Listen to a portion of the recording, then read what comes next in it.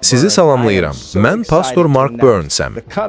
Böyük bir ruh yüksəkliyi ilə bildirmək istəyirəm ki, Azadlıqda Birlik, Mənəvi Diplomatların Zamanı adlı beynəlxalq dinlərarası konferans 28 oktyabr tarixində Vaşinqtonda, Kolumbiya dairəsində keçiriləcək.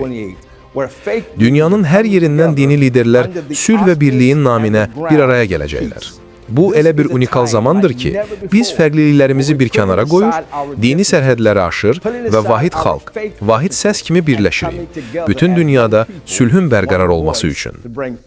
Mən istəmirəm ki, siz sadəcə orada mənimlə görüşəsiniz. Mən istəyirəm ki, siz orada birincilərdən olasınız.